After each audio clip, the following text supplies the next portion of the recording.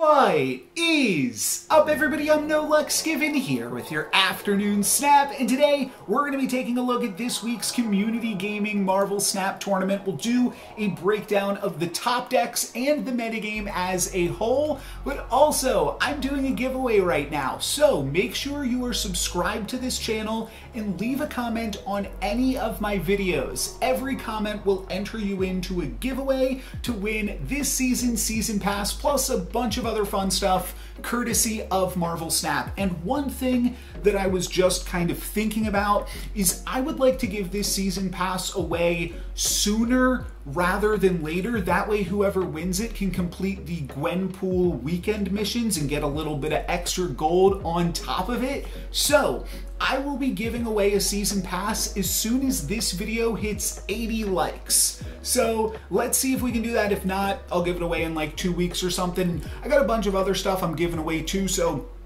even once I give away the Season Pass, stay commenting and you can still enter to win a bunch of other stuff. But let's get into the tournament now and let's look at the top 4 decks. So in 4th place, we had Arishem. That's who I'm covering up here. I'm basically Arishem, the king of RNG here. I've been playing a ton of Arishem, really having fun with it, and there's going to be some Arishem content upcoming on this channel as well. I used it to get in, to win a conquest.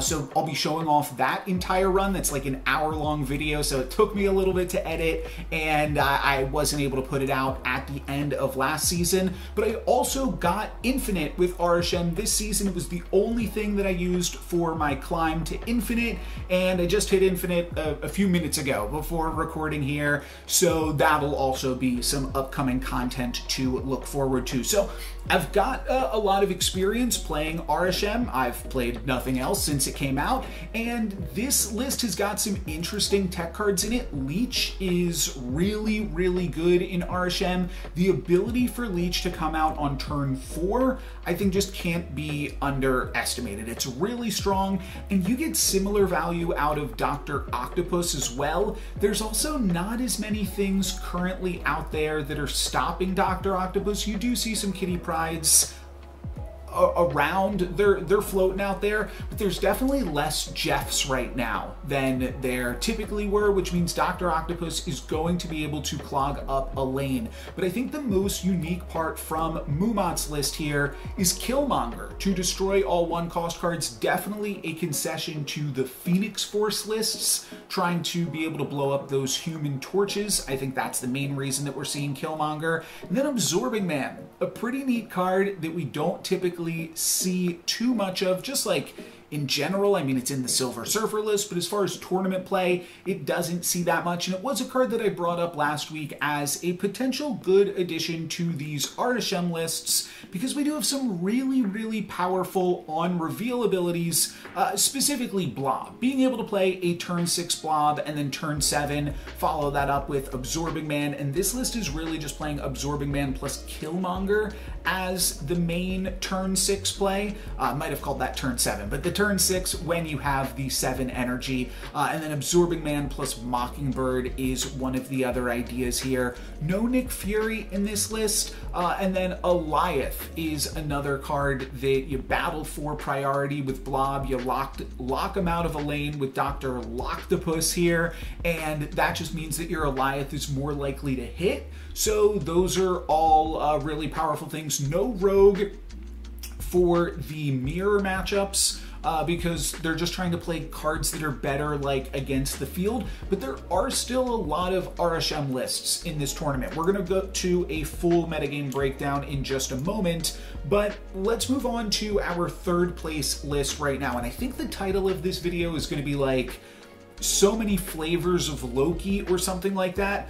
One flavor of Loki that has been popped up, that has been a drink of choice recently for many tournament competitors, is Phoenix Force Loki, which is really just a Phoenix Force list with Loki kind of splashed in here with Snowguard and sometimes with Agent Coulson, but Phoenix Force being the main card for this deck. And we did see last week this Shuri version see some success, and that is exactly what Johnson is rocking here now this week as well. But Arnim Zola up at the top of the curve instead of the Living Tribunal. So Arnim Zola going to make multiple copies of Human Torch. It does seem a little bit tricky to make it work sometimes with this deck, but it does also give you some interesting like ways to spread out Venom with Nimrod. Like you go, this wouldn't be like a typical curve, but yeah, I guess you'd have to get the Nimrod out there sooner in order for that to really matter. All right, well, let's say a theoretical turn 7 game. You go Nimrod, then you play Venom on turn 6, and then on turn 7 you Arnim Zola the Venom. It goes around, it eats all the Nimrods and sends those Nimrods elsewhere, but it is also just another card with the word destroy on it, so you can just use it on your Nimrod. You won't really be able to make great use of it if you Shuri the Nimrod, but maybe there's some other ways to make all of that curve work out, potentially with some other random locations. Again, this isn't really a Loki deck, but we've seen Loki be implemented into this deck recently because it's really good if you don't draw your combo in like the exact order that you need to and you just like want to do over. I'm going to try playing with my opponent's cards instead. But where this deck really shines is in the fact that everyone else in the top 4 is playing Loki. Now, Johnson got 3rd with this list, but still the idea that if you are going to be playing against a bunch of Loki players, playing a list with a bunch of random cards that kind of stink for your opponent to steal, with like Multiple Man and Deathlock, if they don't steal the full combo from you, then they're just going to wind up with a bunch of junk. So that is the reason that Phoenix Force definitely is a contender, especially in these tournaments. We're going to see just how many Loki players there were in this tournament in just a moment. And here's some more Loki players. This is another Loki Arishem list. This one a little bit more typical, but I would say this one really honed in on winning the mirror, right? We have got not only the Shang-Chi and the Rogue, but the Mystique and the Absorbing Man and the Darkhawk. So this one is going all in on the mirror, and then 4 Loki cards: Quinjet Loki, Nick Fury, Agent Coulson, Mockingbird, Blob, Arishem. That's the list. This is dedicated of an Arishem list that you can make it. And I'm actually kind of curious to look. So HRSFRN, so who did they fight up against in the, okay, so they fought up against Mumat, which was the other Arishem player in the semifinals. And because of that, so this list was able to beat this list, which is a good Arishem list, but not good specifically against the mirror. If you were playing up against the mirror, this is the list you want to be playing. And it definitely makes sense that they were able to come out on top of that matchup. However, what actually won the tournament, kind of surprising, just Loki. Just Loki, that's it. No crazy stuff here, just trying to, and this is kind of like a next level thing. If you want to win the Arishem mirror even another level forward, like imagine you just Loki and Arishem list, and then you only get those cool tech cards to play against them. And kind of a crazy thing, the biggest drawback of playing Absorbing Man is that if you get Loki'd and they get your Absorbing Man and then like they don't get anything else that they really enjoy, or even if they do, just because everything's a little bit cheaper, they can go turn 5 Absorbing Man plus Agent Coulson plus Quinjet. That's kind of insane. So that just leaves a lot of options for the Loki player. And some love to Devil Dinosaur, not a card that we see too often, but I think a big card here is Mobius. I have seen some Arishem lists throw the Mobius in there.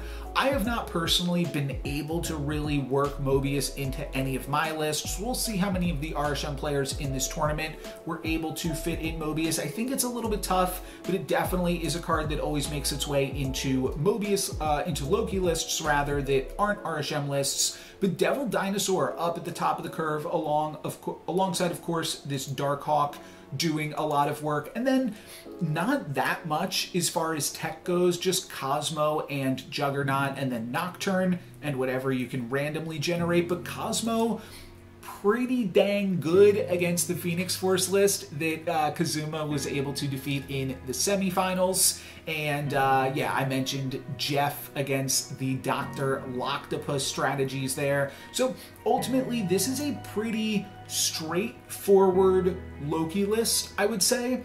But it's also kind of a Loki list from someone who's clearly paying attention to what's going on right now. Because, I mean, Darkhawk, it's not like it's that crazy to just throw Darkhawk in all your decks right now. That's basically what everyone was doing for a week. But in these tournaments, as we saw in last week's event, half of the players were playing RSM. So suiting up with a Darkhawk definitely makes sense, and Kazuma is rewarded with a first place finish for that choice. I also wanted to take a look at a breakdown of all of the decks here. So this is just to see what we're looking at here. We can go through, yeah, let's actually do this first. Let's go to the player data sheet, and what I did, if you want to find, there's a link to this in the video description. I put up to here, and maybe can I, yeah, doing some live work right now. Perfect. So this is the top 16. These lists are in order. I did that. Everything else below that line is just reverse alphabetical order. It's just random. But what we can do here is these are the top 4 lists, and then I'm even just going to scroll over a little bit, and we can get a little bit of a look. Okay, we had an RSM list. We had a, looks like Silver Surfer, yep. And then an Angela, I guess it's a Ravona list, and a Destroy, an RSM, another Phoenix Force, looks like another actual Loki. Yeah, pretty similar list. It might be the exact same list. No, it's not quite. Red Guardian in here instead of Cosmo, but otherwise looks to be the winning list. Yeah, winning list except Red Guardian instead of Cosmo. And then we have, okay, this kind of like junk.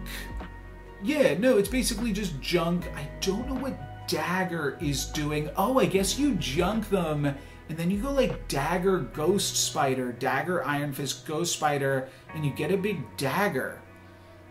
That's new. Quinjet, is this RSM? Yes, we've got another RSM, another classic Loki with, looks like Darkhawk plus Mystique, so a little bit of a Ravona package kind of in here too. And then another RSM and another Phoenix Force to round out our top 16. So what I have done on the breakdowns tab is this is how many times each card appears and the percentage that each card appears here. And then here is the number of times those cards appear in the top 16 of the tournament as well. I don't have the full like win rates and stuff that sometimes Snap Indonesia will put together, but I thought that would give us an interesting sort of like shortcut for it. We saw the top 4 decks, we saw the top 8 decks, so this is just like the top 16, and then you could play around with this if you want to get in here and just edit this instead of 17, make it 9, and then you're only looking at the top 8 decks, or change it to 5, and then you're only looking at the top 4 decks. But this is the percentage that they appear in the top 16, and then this is the shifted percentage comparing their top 16 appearance to their overall appearance. So we can see that Loki appearing in 75%, 12 of those top 16 decks, while only representing about 50% of the metagame, actually overperformed, which is crazy for a deck that was already 50% of the metagame. But then, as we saw, all 4 of the decks in the top 4 were also Loki. So yeah, that's kind of like a no-brainer there. Loki definitely overperformed. If we look at this right here, this is basically just RSM cards, kind of Loki cards as well, with like Shang-Chi and Agent Coulson, and then Darkhawk seeing some flex play in and out of those RSM and Loki lists. And Darkhawk actually slightly underperformed. Shang-Chi, always an underperformer. More people always play it than can actually trophy with it, or a podium with it, if you will. So what else? I think that this is a really interesting number. Let's sort the sheet by this and see some of the best performers. Okay, Absorbing Man, pretty cool. Cable is an interesting one because I've personally kind of been under the impression that Cable is kind of a bad card because it's at least worse than it's ever been. Maybe the trick is just Cable's actually really good. I played a Cable just like an hour ago against it. I was playing Arishem and I stole a Darkhawk deck's Darkhawk, and it was a Quantum Tunnel game. So they would have found this Darkhawk had I not cabled it, and it just felt really, really powerful that I knew that my opponent was never going to see a Darkhawk this game. So that aspect of Cable is definitely really strong. Maybe I'm just undervaluing it in general, but the point I was getting to, it doesn't seem great in specifically in those Arishem lists, but what have you. We did see like multiple, so it looks like there were 7 different, well, these were Destroy. There was one Destroy list, and then there was a bunch of Phoenix Force lists. So 6 Phoenix Force lists, 3 of them top 16. That's a pretty dang good performance for Phoenix Force there as well. Devil Dinosaur, 3 people playing that, 2 of them got into the top 16 as well. So also a pretty good performance from that. And if you just want to like extrapolate this and say overall just classic Loki, pretty good, did pretty well in this Arishem meta, that definitely makes a lot of sense. Dr. Octopus also putting up some good numbers. Blob, slightly worse numbers, but still, I mean, green is good. Yeah, if it's still trending upwards even a little bit. Quinjet, a little bit worse than that, which definitely backs up some of the opinions people have about Quinjet in Arishem lists. Here's Mobius, Nocturne. By the way, never mind, it's not even, okay, I'll say it. The people this deep into the video might care about this kind of stuff. So sometimes in these videos, the numbers are like just barely off because I can't get everything in the sheet to correlate exactly. I have everything accounted for in this one. So we're going into some of the numbers a little bit more in depth here, but I know that everything is accurate, which is really cool. That is not always the case. Oh yeah. Let's look at some underperformers now. Let's scroll down. Biggest underperformer, Shang-Chi, then Rogue, okay, and then Bast, Sarah, US Agent, Luke Cage, Cerebro. Yeah, so these are cards that just like really did not put up any numbers despite a few people playing them, all of these. But still, despite none of these people, it wasn't actually as big because they weren't that much of the field, where Shang-Chi lost 15% of it. Some of them did make it in here still, but yeah, 6 out of the top 16, that's actually pretty good. But yeah, either way, that went down a wee bit. Jeff also kind of underperforming, and Mystique, which I think is like a little bit too much. It's going a little bit too silly with it. Cosmo is interesting to see here because typically we really don't see that much Cosmo in the tournaments at all. But 8 Cosmos is actually a lot, and the meta did not really respect that many Cosmos. I was curious where Killmonger landed. Oh. Something weird happened there. Okay, great. Killmonger was slight, just barely an overperformer there. Only 6 people played it, and 2 of them made top 16. Not bad numbers. So the other thing that I've done with this data is I've looked just at the Loki decks. And looking just at the Loki decks, we can see that 16 of them were Arishem decks, but that means 10 of them were not. So we had 10 actual, or 10, I don't want to say actual Loki, but like just non-Arishem Lokis. Oh, and you know what? That's not even true, because 4 of them were Phoenix Force Lokis. So that means we had 16 Arishem, 4 Phoenix Force, and then 6 traditional Lokis, but I will say one of these was also an Agatha Loki. So 1 player playing Agatha, 5 players probably playing normal-ish Loki or mid-range Loki, whatever you want to call that, however you want to write that up. 3 people playing Phoenix Force, or 4 people playing Phoenix Force rather, and then 16 on Arishem, which also means, if we look at this Arishem data here, there were 2 people playing Arishem that weren't playing Loki. So we'll also look at that Arishem data in just a moment, but if Loki is the best deck and the best overperformer, then what you want to do is you want to figure out what is the most optimal configuration with Loki.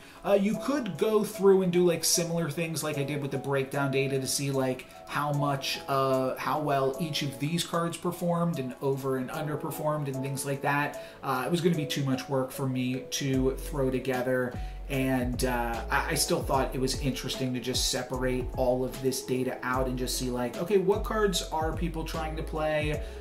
Is anybody trying out like any sort of interesting tech? We've got Iron Lad. Didn't see anything go super crazy, but we did see a little bit of interesting tech cards with the Cosmo and the Red Guardian we still saw. How many people played Red Guardian? Just two. Okay. And then we can also go through and just do an Arishem breakdown as well. I think that this is really interesting because Arishem, unlike Loki, I feel like there's really only one Arishem list, and it's play Arishem and then see what other cards you feel like are good. Though I will say, like, slight exception here to the fact that not everyone was playing Loki in their Arishem list. So I'm not exactly sure why that is. If people were trying anything, can we see anything like really weird in here? Black Widow, kind of, maybe, but honestly not really even. We see 2 Gwenpools. Maybe 2 people cut Loki for Gwenpool. I'm not really sure what those other people played, but you just get like a pretty solid breakdown. And honestly, if you wanted to make an Arishem list and you just said, okay, I'm gonna play these 12 cards, it's probably a fine way to do it, to just like go from consensus kind of group hive mind thing here. I think that that's good, but I do think Leech is pretty good, just because being able to play that on turn 4 is so crazy good. And some of these things are metagame calls as well, and we did see that Mystique was kind of like an underperformer too. So figure out with all of that what you will. Nick Fury, yeah, doing reasonable stuff there.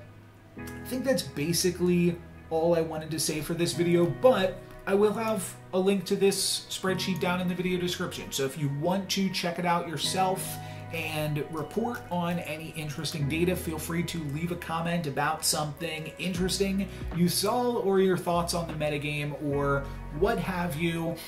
So just to break that down a little bit further, the giveaway, I have got premium mystery variants that aren't premium, and credits to give away as well. I'm not sure in which quantities of all of the things on the top of my head, but all of those things, that giveaway is going to be open until the end of the season. So any video that you leave a comment on from now until the end of the season will enter you in the larger giveaway.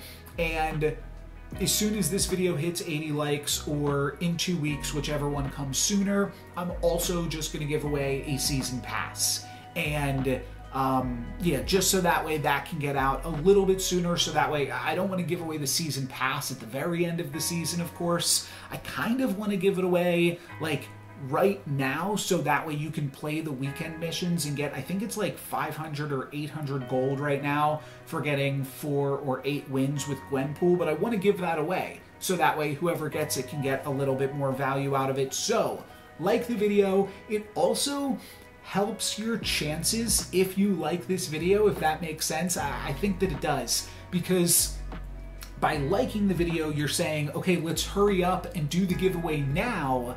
But if you don't like the video, then more people are going to be able to enter into the giveaway. So it's going to be harder for you to win. So like the video, leave a comment, subscribe. And for today, that's going to be it for me. Thank you guys very much for watching.